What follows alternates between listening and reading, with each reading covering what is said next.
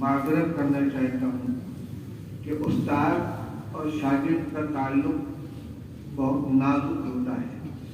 استاد امین ہوتا ہے طلبہ کی مصالح اور ان کی خیر کا۔ اگر اس خدمت کی ادائیگی میں میری طرف سے کوتاہی ہوئی اور یقیناً ہوئی ہے تو آپ حضرات اس کو درگزر کریں اور دامن عفو میں جگہ دیں، دعائیں خیر کریں کہ اللہ تعالیٰ زندگی کے آخری لمحے تک حدیث پاک کی خدمت سے وابستہ رکھے اور اس عبد ضعیف اور عبد ظلوم و جہول کے ذریعے جو خدمت انجام پائی اس کو شرف توفیق سے نوازے۔ آپ نے تعلیم کا ایک مرحلہ مکمل کیا ہے، لیکن رسمی طور پر تکمیل کا ایک مرحلہ ضرور مکمل ہوا ہے، لیکن آپ تعلیم سے فارغ نہیں ہوئے۔ اس لیے یہ تصور اگر ہوا کہ ہم فارغ ہو گئے اور ہم فارغ ہو گئے تو بہت بڑے خسارے کی بات ہوگی۔ یہ تو مناسبت پیدا کرنے کا ایک سلسلہ تھا۔ ہر فن کی کتاب آپ کو پڑھا دی گئی، نحو صرف سے لے کر حدیث، تفسیر، فقہ، اصول حدیث، اصول تفسیر، اصول فقہ تک کچھ معقولات کی کتابیں پڑھا دی گئی۔ ہر فن سے تھوڑا تھوڑا آپ کو چکھا دیا گیا، ذائقہ دلا دیا گیا، مناسبت پیدا کر دی گئی، لیکن اصل علم کی افزائش اور اس کو ترقی دینے، اس سے مختلف کرنے کا سلسلہ اب شروع ہوگا۔ اب تک اساتذہ کی انگلی پکڑ کر آپ چلتے رہے، ہر قدم پر آپ کی رہنمائی ہوتی رہی، کبھی خود ان کی طرف سے، کبھی آپ کے سوال اور استفسار کے اوپر، لیکن اب آپ کو اپنے قدموں پر کھڑا ہونا ہے اور خود چلنا ہے، خود محنت کرنی ہے۔ تو حقیقت میں طلب علم کا جو خود انحصاری کا دور ہے، اپنے طریقے سے علم حاصل کرنے کا دور وہ اب شروع ہونے والا ہے۔ اور مدار اس پر ہے کہ آپ آئندہ اپنا مشغلہ کیا رکھتے ہیں۔ اگر مشغلہ آپ کا علمی ہے، تعلیمی ہے، تو انشاءاللہ آپ کے علم کے اندر جلا پیدا ہوگا، اور اگر جب پڑھا لکھا کا نیاز میں اسے صاف دل سے بلا دیا، اٹھا کے تاپ پر رکھ دیں گے تو سب برابر ہو جائے گا۔ اس لیے میری سب سے پہلے نصیحت یہ ہے کہ آپ کچھ بھی کریں تو علمی سلسلہ بہرحال کچھ نہ کچھ جاری رہنا چاہیے، جس میں سب سے بہتر طریقہ تو درس و تدریس ہے۔ لیکن درس و تدریس کے سلسلے میں ایک بات یہ یاد رکھیے کہ طالب علم کی یہ خواہش ہوتی ہے کہ مجھ کو بڑی کتابیں پڑھانے کے لیے مل جائیں، یہ غلط ہے۔ آپ نے جس طرح تعلیم حاصل کرنے میں فارسی کی پہلی اور آمدنامہ سے تعلیم شروع کی ہے اور بخاری شریف تک پہنچے ہیں، اسی طرح پڑھانے میں بھی آپ بالکل ابتدا سے پڑھانا شروع کریں۔ میرے استاد حضرت مفتی محمود صاحب رضی اللہ عنہ نے مجھ کو یہی نصیحت کی تھی کہ میں نے کہا حضرت پڑھانے کے لیے کیا راستہ اختیار کرنا، بالکل ابتدا سے پڑھانا۔ اور الحمدللہ فارسی کی پہلی سے لے کر دور حدیث کے پہلے سال تک کی جتنی کتابیں تھیں، کسی بھی فن کی ہوں، نحو، صرف، بلاغت، معانی، فلسفہ، منطق، فقہ، تفسیر، اصول حدیث، اصول تفسیر، سب کو سب پڑھانے کا موقع ملا۔ البتہ دور حدیث کی کتابوں میں کسی کو شاید اس کا موقع نہ ملے کہ 10 کی 10 کتابیں پڑھانے کا اس کو موقع ملے۔ مجھ کو مسلم شریف، مجھ کو ترمذی شریف، شمائل ترمذی اور بخاری شریف 3 کتابیں پڑھانے کا موقع ملا، مشکوٰۃ شریف پڑھا لی۔ اس کا میں نے نفع محسوس کیا۔ ابتدا سے جب آپ پڑھانا شروع کریں گے تو آپ اگر فارسی پڑھی ہے بہت اچھا ہے، اب تو فارسی میں بھی جنازہ نکل رہا مدرسوں میں، ساری کتابوں کا ترجمہ اردو میں ہو گیا، نحوی بھی اردو میں آ گئی، میزان الشریف پر اس جگہ اردو میں آ گئی۔ فارسی سے طلبہ واقف ہی نہیں ہوتے، حالانکہ بنیادی طور پر فارسی کا جاننا ضروری ہے۔ خود اردو زبان سے واقفیت کے لیے صحیح فارسی کا جاننا ضروری ہے۔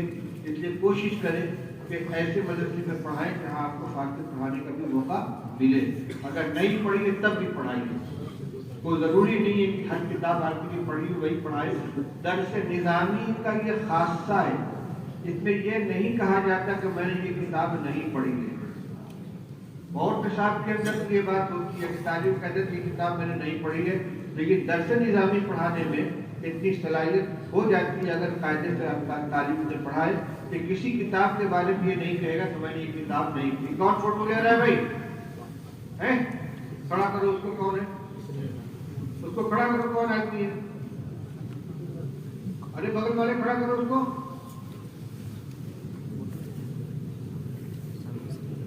نالائق نہیں تھے، منع کر کے سمجھ میں نہیں آتا،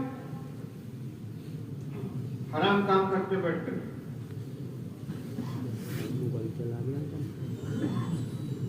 تو درس نظامی کے اندر اگر کسی نے درک حاصل کر لیا ہے تو کسی کتاب یا کسی فن کے بارے میں یہ نہیں کہہ سکتا کہ میں نے نہیں پڑھا ہے۔ میں نے خود کئی کتابیں مختارات نہیں پڑھی ہے، منصورات نہیں پڑھی ہے، ندوہ کی کتابیں، لیکن ہمارے یہاں عالم کے نصاب میں داخل تھے پڑھایا، کوئی تکلف نہیں ہوا۔ کسی نے مقامات پڑھی تھی، جس سے مقامات پڑھ لیے، نفس العرب پڑھ لیے، اس کے لیے پھر منصورات اور مختارات کی کوئی حیثیت نہیں ہے۔ تو میں یہ کہہ رہا تھا کہ فارسی نہیں بھی پڑھی تو فارسی پڑھانے کی کوشش کیجیے، آپ عالم ہو گئے انشاءاللہ کو دل کر فارسی سے لے کر آخر تک کی ساری کتابیں پڑھائیے۔ اس لیے یہ شوق نہیں ہونا چاہیے کہ کہیں جائے تو فوراً اونچی کتابیں لیں۔ حضرت مولانا ارشد صاحب فرماتے تھے کہ ہم نے یہاں جو تدریب المعلمین کا سلسلہ قائم کیا تھا، ہمارا مقصد یہ تھا کہ یہاں ابتدائی تعلیم دینے والے اچھے طلبہ تیار ہوں، اور پھر یہاں سے جانے کے بعد وہ جن مدرسوں کے اندر پڑھائیں وہاں بنیادی تعلیم مضبوط ہو۔ لیکن ہوتا بہت کم ایسا ہے کہ یہاں کے تدریب کیے ہوئے طلبہ جہاں جائیں تو نظام کو صحیح پڑھانے کے لیے بیٹھے۔ عموماً یہی ہوتا ہے کہ ہدایت دے دی جاتی ہے، شرجہ بھی دے دی جاتی ہے، اوپر کتابیں مل جاتی ہیں، تو جن کتابوں کو انہوں نے مشق کیے، جس میں ان کی صلاحیت پختہ ہوئی ہے، اس سے کام نہیں لیا جاتا ان سے۔ تو ابتدا سے پڑھانا شروع کیجیے۔ میں یہ کہہ رہا تھا کہ علمی پختگی کے لیے سب سے بہترین طریقہ جو ہے، سب سے بہترین ذریعہ درس و تدریس ہے، اور اگر مکمل وقت درس و تدریس میں آپ نہ دے سکیں، کچھ اور بھی مشغلے ساتھ میں ہو، تو کم سے کم جز وقتی تدریس اختیار کریں۔ ہمارے شہر میں بنارس میں بہت سے اکثر مدرسوں کا یہ سلسلہ چل رہا ہے کہ شہر کے جو فضلاء تعلیم سے فارغ ہو کر گئے اور انہوں نے باقاعدہ ملازمت نہیں کی ہے، وہ اپنا کاروبار بھی کر رہے ہیں، کوئی 1 گھنٹہ کوئی 2 گھنٹہ مدرسے میں آ کر باقاعدہ پڑھاتا ہے، اور پڑھاتے پڑھاتے وہ میزان سے لے کر مشکات تک پہنچے ہیں، پڑھا رہے ہیں، صلاحیت ہو گئی الحمدللہ ان کے اندر، بلکہ بعد اس طرح پڑھاتے پڑھاتے باقاعدہ مدرس بھی ہو گئے اور ان میں سے 1-2 ریٹائر بھی ہو گئے۔ تو اب یہ دوسرا طریقہ یہ ہے کہ اگر مکمل وقت نہیں لگا سکتے تو کم سے کم کچھ وقت تدریس کرتے رہنا چاہیے۔ تیسری صورت ہے، کسی مسجد کے اندر آپ امامت و خطابت کی خدمت انجام دیتے ہیں، وہاں درس قرآن کا سلسلہ شروع کریں۔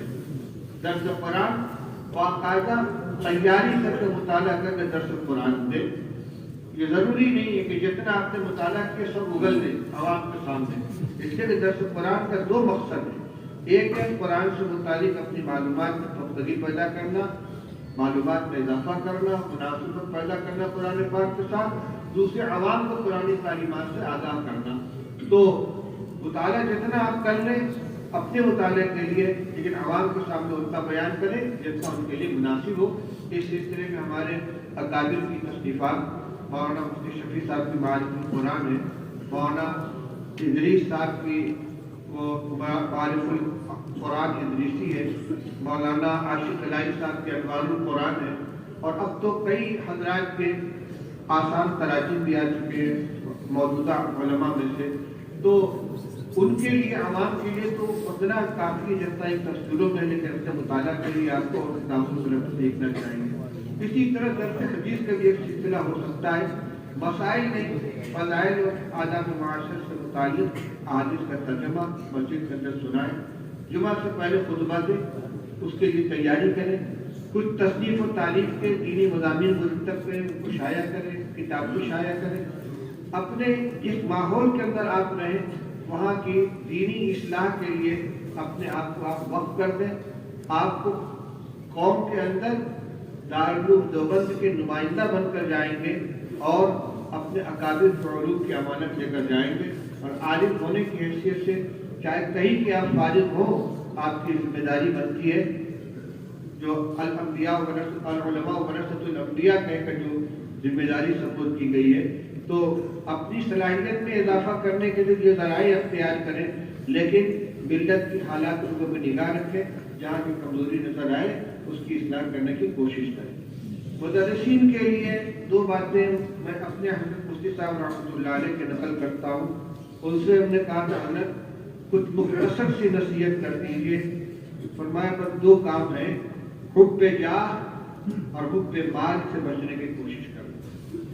حب جاہ اور حب مال، منصب کی لڑائی۔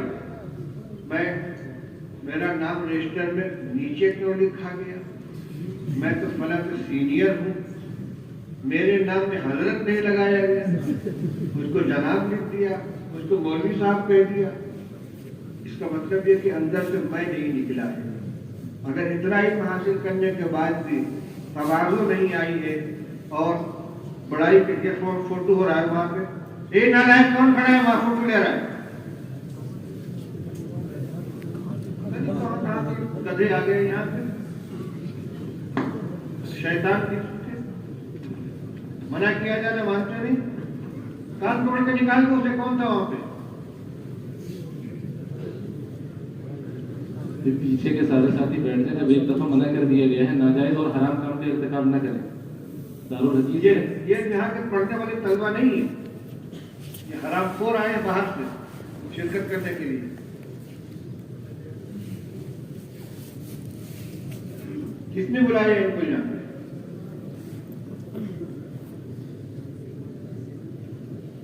یہ جو بات میں نے آج لکھی حقیقت میں یہ حدیث پاک کا مفہوم ہے۔ رسول پاک صلی اللہ علیہ وسلم نے ارشاد فرمایا، ماں کی وانی یا اعانی ارسلا فی غنم بافسد لها من حب الرجل لماله ولشرفه لدینه، او کما قال رسول اللہ صلی اللہ علیہ وسلم۔ آپ نے ارشاد فرمایا کہ دو بھوکے بھیڑیے جو کسی بکری کے ریوڑ پر آزاد چھوڑ دیے جائیں، وہ ریوڑ کو اتنا نقصان نہیں پہنچائیں گے جتنا مال اور شرف کی محبت آدمی کے دین کو نقصان پہنچاتی ہے۔ کچھ سمجھ میں آیا؟ دو بھوکے بھیڑیے بکریوں کے ریوڑ پر آزاد چھوڑ دیے جائیں جن کا کوئی نگراں نہیں ہے، اتنی تباہی مچائیں گے؟ ایک کو بھی زندہ چھوڑیں گے؟ نہیں۔ فرمایا جتنا نقصان ان دو بھیڑیوں کا بکری کے ریوڑ میں ہو سکتا ہے، اس سے زیادہ عہدے اور مال کی محبت آدمی کے دین میں نقصان پہنچائے۔ اس لیے آپ کسی ادارے میں جائیں تو کبھی عہدے کی طلب نہ کریں اور کبھی تنخواہ کے لیے لڑائی نہ کریں کہ میری تنخواہ میں اضافہ کیا جائے، مجھ کو اتنا کیا جائے۔ آپ تو کچھ کریں، اللہ کے لیے کریں، اللہ آپ کی ضرورت پوری کرے گا انشاءاللہ آپ کی کفالت ہوگی۔ یہ کم سے کم یہ دو چیزیں اپنے اندر پختہ کر لیں کہ ہم مال کے لیے کبھی لڑائی نہیں کریں گے، عہدے کے لیے کبھی جھگڑا نہیں کریں گے۔ دیکھیے اللہ آپ کو اتنا اونچا اٹھا کے کتنی عزت آپ کو ملتی ہے۔ دوسری بات مسلک کے سلسلے میں عرض کرتی ہے، اکابر علماء دیوبند کے مسلک کو مضبوطی کے ساتھ تھامی ہے، کیونکہ یہ ایک معتبر ترین مسلک ہے، اور اس کے بنیاد کون ہے؟ حضرت مولانا محمد قاسم صاحب نانوتری، حضرت مولانا رشید احمد صاحب گنگوہی، حضرت مولانا شفیع صاحب تھانوی، حضرت مولانا محمد حسن صاحب دیوبندی، اور پھر پوری سلسلہ چلا آیا حضرت مولانا حسین احمد صاحب مدنی، حضرت مولانا فخر الدین صاحب، اور آج تک جو ہمارے اساتذہ کرام ہیں ان کا جو مسلک و مشرب ہے اس کے اوپر مضبوطی سے قائم رہے۔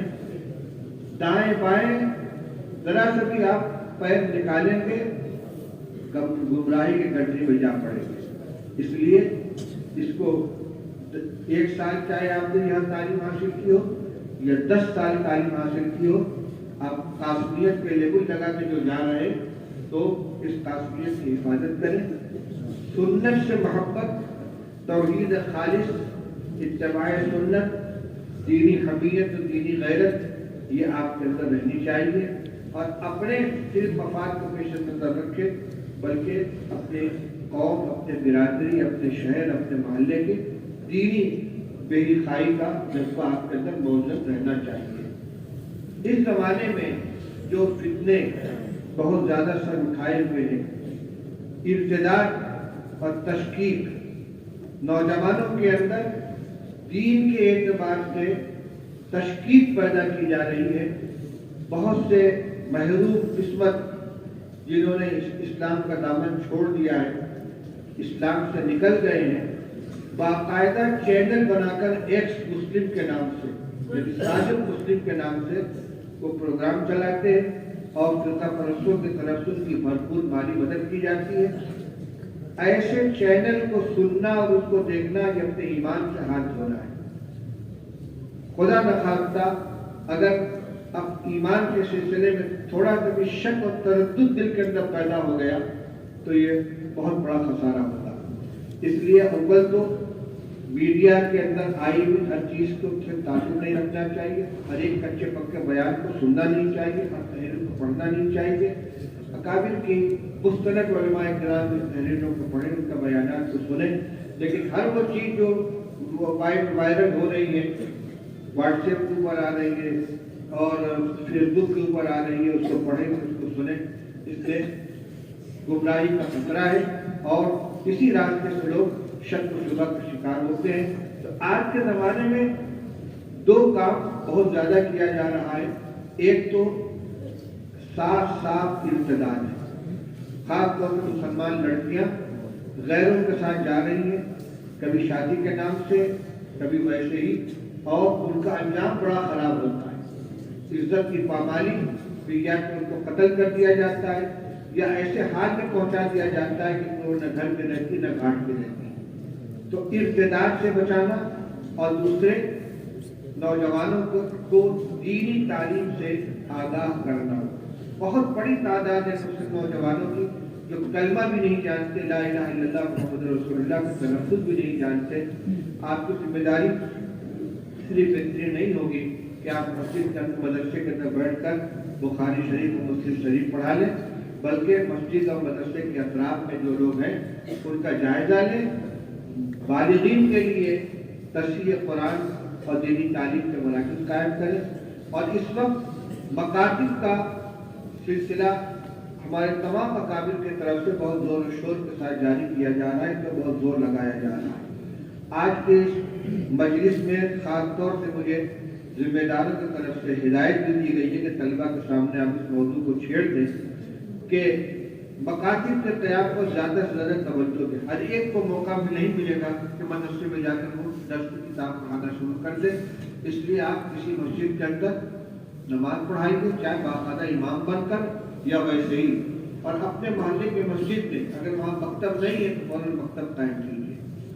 وہ بچے جو اسکول جاتے ہیں ان کا 1 گھنٹہ 2 گھنٹہ ترتیب کے بنا کر آپ اپنے یہاں مکتب قائم کیجیے اور ان کو بنیادی دینی تعلیم کا راستہ کیجیے۔ تعلیم الاسلام ہے اور دینیات کی دوسری کتابیں، نورانی قاعدہ ہے، قرآن پڑھنا ان کو آ جائے، کلمہ پڑھنا آ جائے، عربی پڑھنا آ جائے، تھوڑی سی اردو سیکھ لے۔ منظم مکاتب کا سلسلہ جہاں چل رہا ہے تو بہت کامیاب ہے۔ دارالجمعیت علماء ہند ہے، ادارے دینیات ہے، اور بھی بعض تنظیمیں ہیں جو منظم مکاتب کا سلسلہ چلا رہی ہیں۔ آپ ان کے ذمہ داروں سے رابطہ کریں، اپنے مقامی جمعیت علماء کے ذمہ داروں سے رابطہ کریں، وہ آپ کی رہنمائی کریں گے، اور دہلی کے دفتر سے بھی رابطہ قائم کر سکتے ہیں۔ میرا مقصد کسی مخصوص تنظیم یا کسی مخصوص جماعت کے مکاتب کو قیام پر زور دینا نہیں ہے، بلکہ میں یہ چاہتا ہوں کہ ہر طالب علم اپنے علاقے کے اندر مکتب خود چلائے یا مکتب چلانے کا نظام قائم کرے، تاکہ کوئی مسلمان بچہ جو ہے وہ دینی تعلیم سے محروم نہ رہ جائے۔ یہ چند باتیں جو ضروری تھیں وہ آپ کے سامنے عرض کی گئی، اور بس اپنی ذاتی زندگی کے اندر بھی آپ نمونہ بن کر رہیں اپنے معاشرے کے اندر۔ اگرچہ شرعاً حجت صرف نبی صلی اللہ علیہ وسلم کی زندگی ہے، کسی کا عمل حجت قاطعہ نہیں ہے، لیکن بہرحال دین الفاظ اور کتابوں کے مقابلے میں عمل سے زیادہ لیا جاتا ہے۔ رسول اللہ صلی اللہ علیہ وسلم نے بھی فرمایا کہ صلو کما رأیتمونی اصلی، جیسے مجھے نماز پڑھتے ہوئے دیکھو ویسے تم نے پڑھو۔ اور شاید اتنے بڑے مجمع میں کوئی ایک فرد ہوگا جس نے ابتداء نماز کتاب سے سیکھی ہو۔ ہر آدمی کیا کرتا ہے؟ دوسروں کو دیکھتا ہے۔ اسی لیے تو حکم کیا کہ بچہ 7 سال کا ہو جائے تو اس کو نماز کا حکم کرو، 10 سال کا ہو جائے نماز نہ پڑھو تو اس کی پٹائی کرو۔ وہ سیکھنا شروع کرتا عمل کے ذریعے سے۔ تو آپ نمونہ بنے عمل کا، آپ کے عمل کو دیکھ کر لوگ مثال پیش کریں گے، فلاں مولانا صاحب کو میں نے عمل کرتے ہوئے دیکھا ہے۔ ہمارے محلے میں ایک صاحب تھے، قمر الدین صاحب، انتقال ہو گیا، اور ایک عالم گزرے ہمارے مولانا احمد اللہ بنارسی، جو شیخ الہند رحمۃ اللہ علیہ کے شاگرد تھے۔ انہی نے مدرسہ قائم کیا تھا، مدرسہ محمود المدارس، جو بعد میں جامعہ اسلامیہ کے نام سے موصول ہوا۔ سن 1900 میں مدرسہ قائم ہوا ہے، 1318 ہجری۔ شیخ الہند رحمۃ اللہ علیہ کے شاگرد تھے مولانا احمد اللہ صاحب۔ تو ہمارے قمر الدین صاحب کا تقیہ کلام تھا، میں نے مولوی احمد اللہ صاحب کو ایسا کرتے ہوئے دیکھا ہے۔ آپ ایسے بن جائیں کہ لوگ ہر عمل کے اندر آپ کو مثال دیں کہ میں نے ان کو ایسا کرتے ہوئے دیکھا ہے۔ ہمارے قابل ترین طریقہ میں نے لطیفہ سنایا تھا کہ طلبہ کے درمیان یہ گفتگو ہونے لگی کہ بھائی 2 سنتیں ہیں جن پر بظاہر دونوں پر یکساں عمل نہیں ہو پاتا۔ مسجد میں داخل ہونے کی سنت یہ ہے کہ پہلے دایاں پیر مسجد میں رکھا جائے، اور نکلنے کی سنت یہ کہ پہلے بایاں پاؤں باہر نکالا جائے۔ اور جوتا پہننے کی سنت کیا ہے؟ پہلے دائیں پیر میں پہنا جائے، اور اتارنے کی سنت کیا ہے؟ بائیں سے نکالا جائے۔ بھائی ایک آدمی مسجد میں پہنچتا ہے، مسجد میں اس کو قدم رکھنا ہے تو کیا کرے؟ اگر بائیں پیر سے جوتا نکالتا ہے اور مسجد میں داخل ہوتا ہے تو ایک سنت چھوٹتی ہے مسجد میں داخل ہونے کی، اور داہنے پیر سے پہلے جوتا نکال کے مسجد میں رکھتا ہے تو ایک سنت چھوٹتی ہے۔ کون سی؟ جوتا اتارنے کی۔ کیا کیا جائے؟ حضرت گنگوئی رحمۃ اللہ علیہ کے تلامذہ حضرت کے دیکھو کیا کرتے ہیں۔ چنانچہ نماز کا وقت ہوا، حضرت سے دری سے نکلے اور مسجد کے دروازے پہنچے، جوتی میں سے پیر نکالا بایاں اور جوتی کے اوپر رکھ لیا، اور پھر داہنا پیر نکال کے مسجد میں رکھا۔ دونوں سنت پر عمل ہو گیا۔ جب نکلنے کا وقت ہوا تو بایاں پیر نکال کے چپل کے اوپر رکھا، اور پھر دایاں پیر نکالا چپل کے اندر داخل کیا۔ پھر بیان بھی کیا جاتا ہے، لیکن انہوں نے تطبیق کے لیے عمل کو دیکھا۔ اب حضرت سے پوچھا کہ حضرت یہ 2 عمل ہیں، ان کو دونوں میں تطبیق کیسے کی جائے؟ ہاں بھائی غور کرنے کی چیز ہے، دیکھو سوچو کیا کیا جائے۔ حضرت آپ ایسا کرتے ہیں؟ کہا ہاں ٹھیک۔ یعنی اتنا اتباع سنت کا ملکہ پیدا ہو گیا تھا کہ بلا ارادہ ایک عمل ہو رہا ہے، توجہ اس کی طرف نہیں ہے۔ اور جب پوچھا کہ غور کرو کیسے عمل ہوگا، حضرت آپ ایسا عمل کرتے ہیں کہ ٹھیک ہے۔ تو نمونہ، عملی نمونہ بنیے آپ ہر چیز کے اعتبار سے، قول کے اعتبار سے، فعل کے اعتبار سے، اپنے اخلاق کے اعتبار سے، معاملات کے اعتبار سے۔ اب ایک ایک فرد سے اللہ تعالیٰ نے پورے علاقے کو اٹھایا ہے۔ بہت سے مثالیں ایسے ملتی ہیں۔ وہ اپنے زمانے کے طالب علم تھے، مولانا صدیق احمد صاحب باندھی رحمۃ اللہ علیہ۔ ایک بالکل جنگلی علاقہ ہے بہاڑ کا، باندھا سبادہ، وہاں کے رہنے والے پورے علاقے کو انہوں نے سوال کیا۔ مولانا عبد الحلیم صاحب جون پور کے گریڈی کے مدرسہ قائم، حضرت مولانا ابراہیم صاحب رحمۃ اللہ علیہ ہردوئی کے مدرسے والے۔ اسی طریقے سے بہت سے ویرانوں کے اندر ایسے لوگ ملیں گے کہ ایک آدمی نے جا کر وہاں پر خدمت شروع کی ہے اور پورے علاقے کو شرک بدعت سے پاک کر کے سنت کا گہوارہ بنا دیا ہے۔ ہمت کریں تو انشاءاللہ اللہ تعالیٰ آپ سے بھی کام لیں گے۔ بس انہی چند باتوں کے بعد میں کرتا ہوں، دعا سے پہلے نکاح ہو جائے۔